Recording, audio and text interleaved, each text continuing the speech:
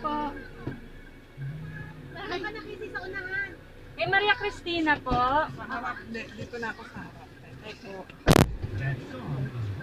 Sabi ni Erin, hindi ako kasama. Okay na po. Malaki rin ang kita sa ganito. Okay naman ma'am, basta matyaga lang, tsaka mahabang oras compare po dati.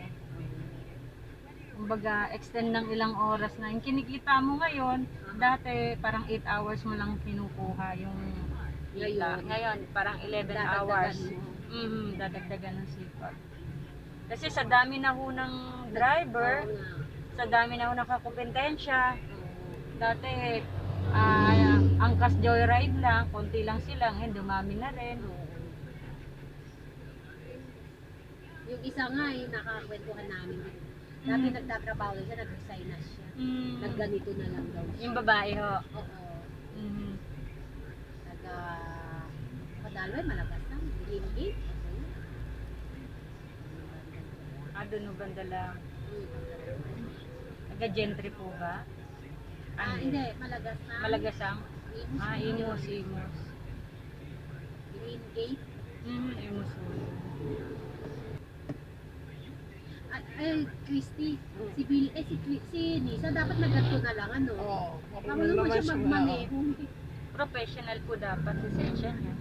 Professional po dapat ang lisensya. Niya? Professional yun eh. Ayun, pwede ho siya. Tagal na nung nagmamaneho. Pwede ho yun. Tapos yung sasakyan niya, dapat 3 years pababa po. Modelo. Iluluma na lang ho sa sa Grab. Sa Kaya kabiyahe. pag ikaw nagpa-drive sa iba, kailangan hindi last pag ang driver. Tawag dito sa totoo po is talagang hatawin ni driver yung sasakyan. Kasi marami ho siyang pagbabayaran eh. Gas. Tapos boundary. Porsyento ni Grab. Sarili niya. Ay, ilang percent si Grab? Depende po. Depende po sa category. Arawan nyo, binibigay nyo na. Hindi po. Matik po yung nagbabawa sa amin si Grab sa payment. May 20%, may 23%. Ganun Laki siya. pala, no? Kaya minsan naman kasi po, 23, 20, may incentives naman din po.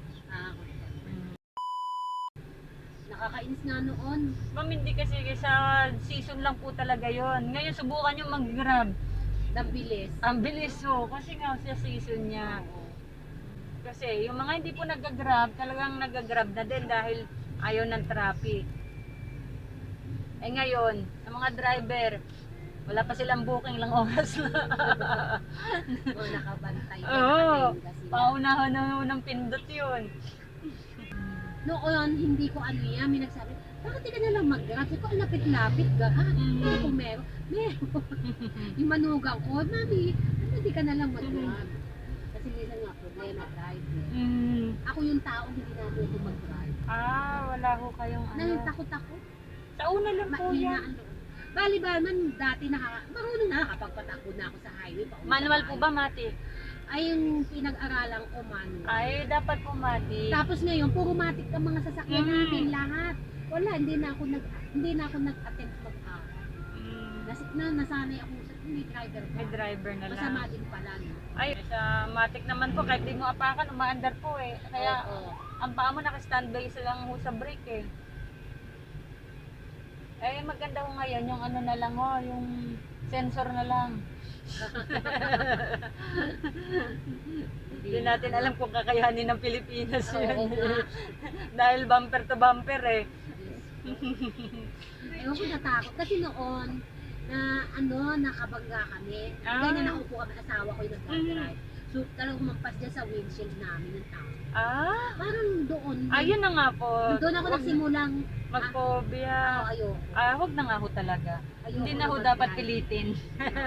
Parang natakot na ako. Ayaw.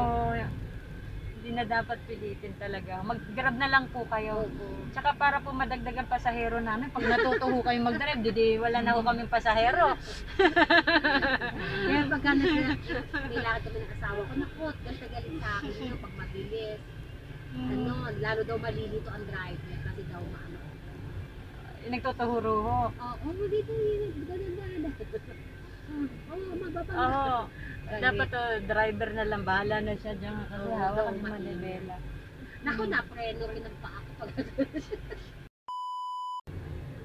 Kaya mas maganda pa ho yung Grab. Oo, pagkabayad mo, wala na.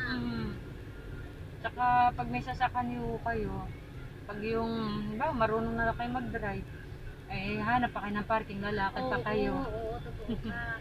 Hindi katulad pag may Grab, baba na kayo dyan. Oo, Dyan din oo. ang pick Kaya up. ako sabi ko,